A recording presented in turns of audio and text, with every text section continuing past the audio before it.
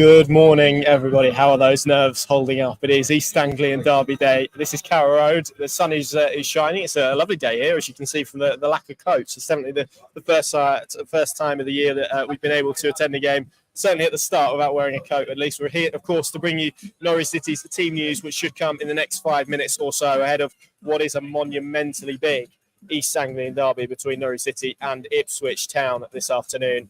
And to join me, Mr. Paddy Davitt, to look ahead to it and to react to the team news when it drops. Of course, we want your comments, your feelings, your predictions as well throughout this live broadcast, and we'll keep flicking them up on the screen as and when they come. How are you, Paddy? Good afternoon. Very well, Connor. Sun is shining. Air of anticipation. I don't know if it's an indicator, but I've never seen so many police on the walk down from Fort Road. So I hope that's not an indication of what they might be expecting after the game from the two sets of fans. But honestly, in all the years I've been covering this game, I've never seen so much police presence around. And I guess that in a roundabout way underlines what this is all about, what its occasion means to two parts of East Anglia, and then narrow into what it means in the here and now. Two teams going for the Premier League, one in a slightly / a lot better healthy state. What we got? Nothing as of yet. But I think I'm pretty certain. Don't hold it against me. I think it'll be one change. One change. Yes. Mr. Duffy for Mr. Sorensen. Yes, I expect that will be the case when it drops in 5 minutes' time. Of course, Jakob Sorensen limped out of Norwich City's 3-1 defeat to Leicester with that hamstring injury that it's going to keep him out for a little while. So we'll see how that translates into the team news. Heard a little whisper as well. We have heard it. Go on then. Well, again, it's not confirmed, but this is the word on the grapevine. Mr. Kiefer Moore will be starting for Ipswich, who apparently had. Here. I have seen him on the pitch. I think he had, was it back spasm or supposedly had a back spasm issue. He obviously had quite a grueling international period with Wales, didn't he? But he is definitely starting. So, but as we said, if it is Duffy, which we expect it to be, Duffy Moore, I fancy that matchup. Very physical, but prefer him to be up against a centre forward like that in front of him rather than one running in behind. Yes, indeed. I did a podcast in the week. I spoke to Ewan, to Hux, to Bradley Johnson as well, and certainly Ewan and Hux felt that this was probably the biggest derby there's been since those playoffs, of course. And maybe in a league game, you could probably argue that this is maybe one of the bigger ones ever in terms of the regular campaign. Certainly has that feeling about it, doesn't it? And the stakes are so high. It feels like if Ipswich win, then obviously they've got, I don't want to say a clear run because football's a really funny game, but it will give them a massive, injection of confidence to go and finish the job and secure automatic promotion at the very least, let alone possibly a title. And if Norwich can win here today, then we'd be looking at the games that happen later on today with a 7-point cushion, and that would be a hell of a position for Norwich City to be in. So the stakes are so high, and it feels like if either side can win it, it would be massive. And I guess that is always hype around these games, but that's created this bigger sense of hype. There is particularly around this one. Well, I mean, the central point here is that it is the biggest since those playoffs. Why? Because both teams are really in with a shout. You could argue it's a far better shout at this stage of the Premier League, and that's why, separating out the East Anglian element, this is a massive game in the context of the Championship season with so few games left in a regular season. But then you bring back in the old 15 years and counting nearly, and what it means to the people, what it means to the area, both sides of the border. It's monumental, and the sun's shining, so that's playing ball as well. And I just hope, and I'm sure they will, and they don't really need to be told by David Wagner, but that the home fans come here and make as much of a din as when we went to Suffolk in December, because that was loud and that was guttural almost, in terms of the passion and the fervour that they whipped up. Let's get that from the home fans today, and then let's see. They're a very good outfit. They've shown they're a very good outfit. Let's see how they react in that environment, because I don't think some of those players will have experienced the East Anglian derby and all it entails from the other side of the fence. Really, there's so many moving parts to this and what it means, but at heart, it's 3 points for Norwich and what that would mean in terms of shoring up their playoff place, really. And then if they get the 3 points, then we can all revel in what it means in terms of the broader East Anglian picture. But I can't wait. These are the games you want to be. Look, what we do for a living. These are the games you want to be involved in because they mean so much to everybody. Yes, and they definitely do. We're about a minute or so away from that team news officially dropping. As we said, we were expecting it to be one change for Norwich City. We're expecting Kiefer Moore to start for Ipswich Town up front this afternoon, and we'll see how it all pans out once it does get confirmed. But Paddy, very quickly, and we'll maybe come back onto this once the team news has sort of been through and we've gone through it on both sides. But a lot of talk this week about approach, and after what happened at Leicester when Norwich sat back and tried to absorb a lot of pressure, there's obviously a want, I guess, from supporters certainly that I've spoken to, even coming into the ground today, of can't be a repeat of that today. There needs to be, the Norwich need to come out swinging here today, don't they? Yeah, that was, for me, that was quite troubling, really, because that was a reversion to the poorest parts of the season, i.e. Late autumn, where they were so passive and so lacking in intensity and wanting to impose what they're all about on the opposition. And we know Leicester are a good side. They've got quality individuals at this level. They're in that title race with Ipswich and Leeds. So we know all that.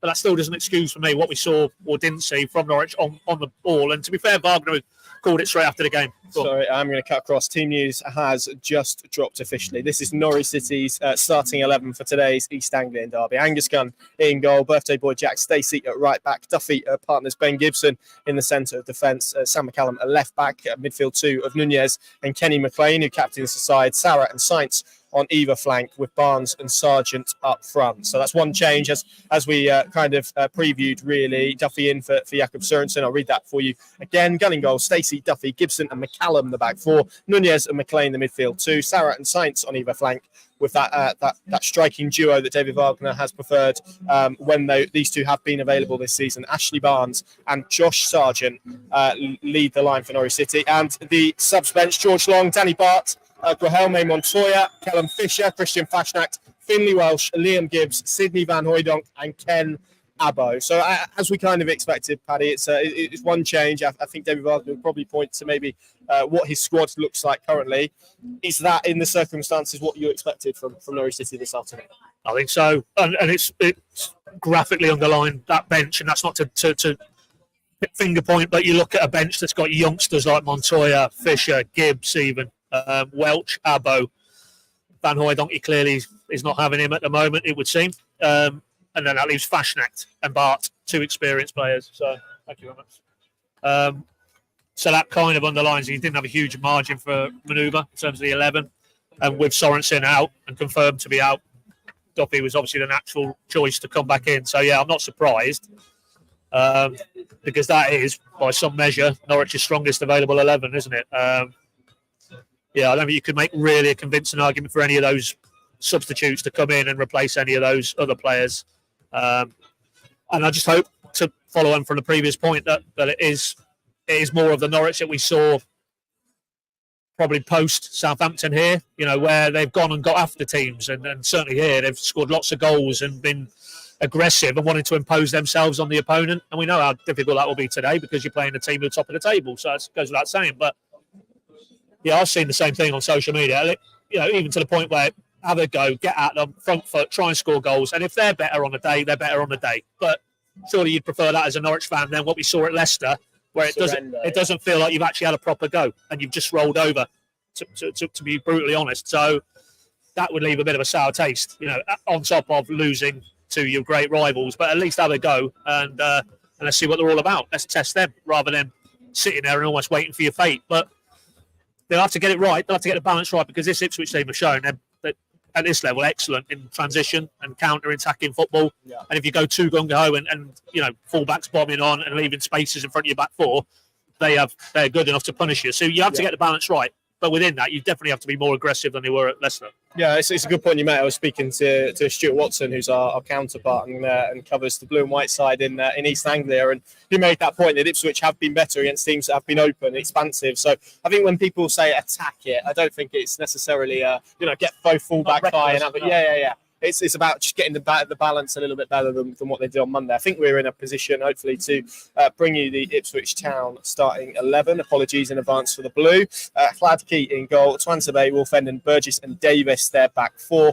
Morsey and Luongo in midfield. Broadhead on the right, Hutchinson on loan from Chelsea on the left, and Connor Chaplin behind Kiefer Moore. Their subs bench, Kristen Walton, Harry Clark, Marcus Harness, Don Ball, Jack Taylor, Ali Al-Hamadi, Caden Jackson, Jeremy Sarmiento, who of course scored that dramatic late winner against Southampton on Monday, and Lewis Travis as well makes up their bench. And we probably do have to talk about them. So we'll keep this in a nice reduced section, and we'll limit it a little bit. But it is hard, even with the rivalry and even with the affiliations on both sides. It's hard not to admire what Kieran McKenna has done with this side, because it's not just what they've done, it's how they've done it as well. Plus the fact that you look at the teams with parachute payments in Leeds, in Southampton, in Leicester, the fact that they are going toe-to-toe for them, I think is incredibly impressive. It's obviously, from a Norwich fan's perspective, they're looking at it and thinking, obviously, it's a shame that team is Ipswich Town, but there's a lot of similarities, and it's been said, and obviously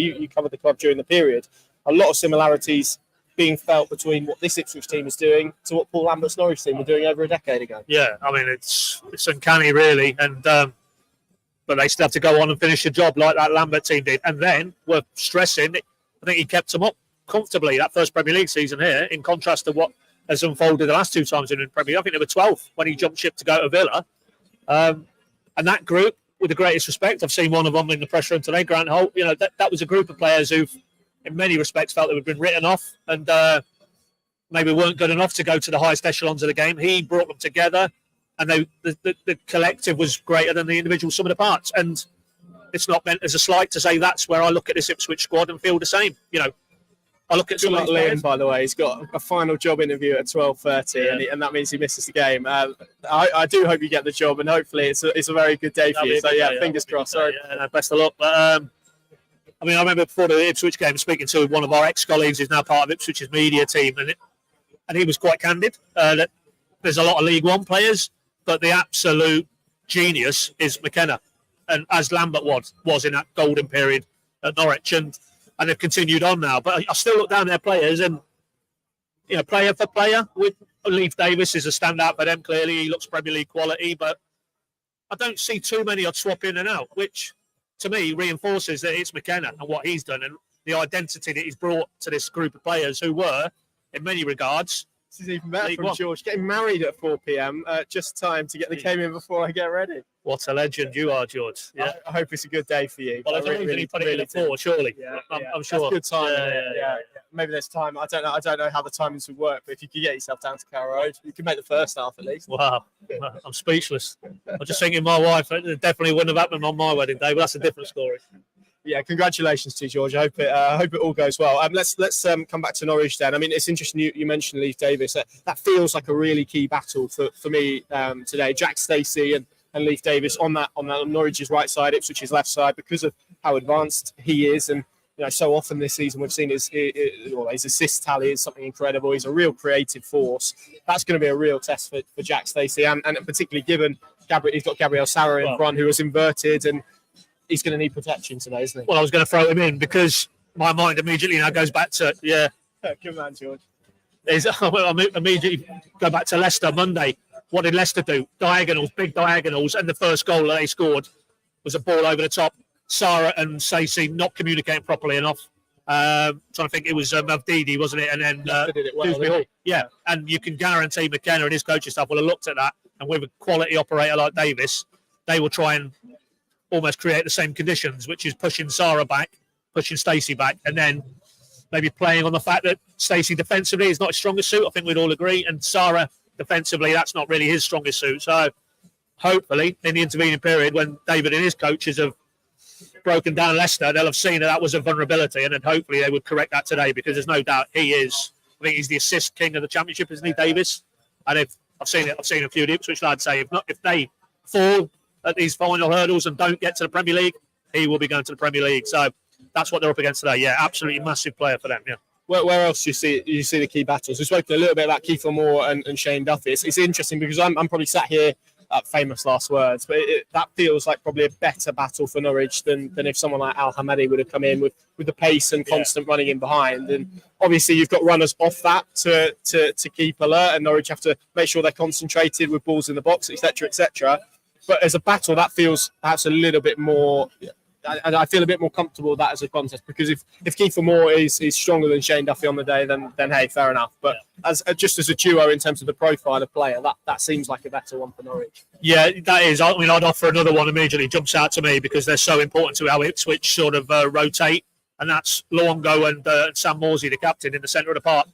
very connecting the dots type of players. You wouldn't say they have the quality technically of a Zara maybe, or even a Nunes, but they are the heartbeat of this Ipswich team. They give that ballast and that solidity to those attacking players further forward. So for me, it's those two against McLean and Nunes. If Norwich can just get parity in that area of the pitch, they'll have a lot more of the ball than they did at Portman Road. And if they do that, and you've got Sarr in a more advanced position, Sainz has come into his own, and we've not even talked about him, but there was a certain US international who can't stop scoring, wasn't available at Portman Road. He is today. And I saw McKenna referencing him as well, of how good Josh Sargent is. So he is definitely a different dimension to the Portman Road game. But I look at it, as always, a bit of a cliche, centre mid, so important in these games. And if Norwich can establish a little bit of a upper hand, or at the very worst parity, then you would be confident they would be able to release their attacking players, and then we'll see how good how good Ipswich are defensively.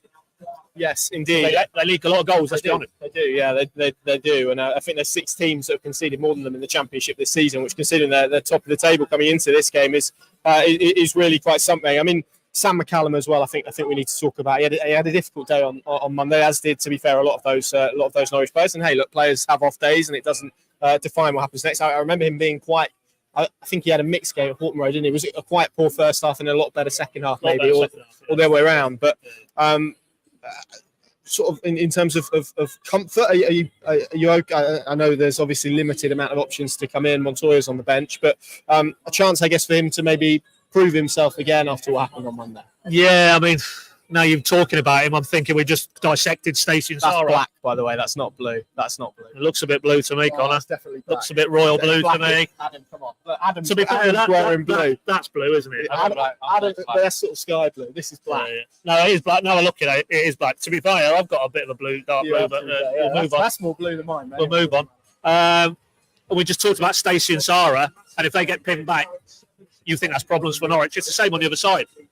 McCallum and Sainz, that's not his natural game. He's added it to his craft this season since coming to England, but it's not naturally his game. So maybe those two areas, those two fullback areas, if Norwich can get them going the other way, you would think that Norwich are in the ascendancy. If it's Norwich getting pinned, then that tells me Ipswich are on top.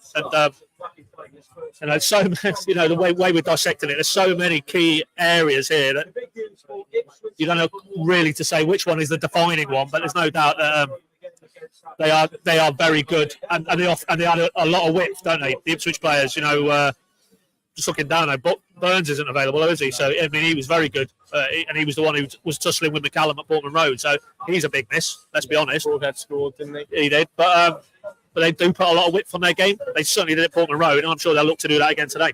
Yeah, Amari Hutchinson's been in really good form as well. We've got over 800 people watching us live across our various platforms, so thank you very much for tuning in. But that means I want to see plenty of predictions as we enter our closing stages of this show. So I'm sure we've got a few from the blue side watching as well. I'll be interested to see your thoughts. If you we've been fairly complimentary to McKenna. Keep it PG and polite and all of that stuff. And Norwich fans as well, of course. We want to know your predictions. How do you see this East Anglian derby going? And I will put that same question to this man here.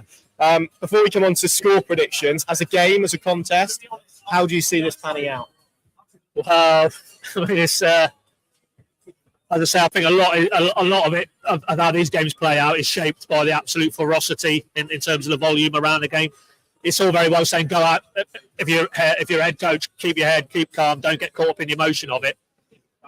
I can't, because they're human, aren't they? Of course they're going to get caught up in emotion. They know what it means. Everybody who's on that pitch today in blue or in yellow and green know what it means to the respective support bases, the fan bases. So I think it'll be frenetic. I don't think there'll be a lot of football played at times. And it's going to be about probably concentration in key moments, set pieces particularly. And that's where Norwich have been good recently. So you just hope that maybe Norwich's players, and this may be where the experience of even Angus, but certainly Shane Duffy, Ashley Barnes, those type of players, Kenny McLean, they can just dial it down a notch and just stay in the moment a bit better than the Ipswich players who won't have experienced the Carrow Road derby of this magnitude before, lots of them. So for me, I'm hoping that when football does break out and the derby element gets dialed down, that it's Norwich, going back to what we said earlier, can get a little grip on centre mid, get the full-backs going that way as opposed to that way, and then Gabby Zara, this is your stage, mate. Josh Sargent, this is your stage. Go and make yourself derby hero. Scoreline? 2-2.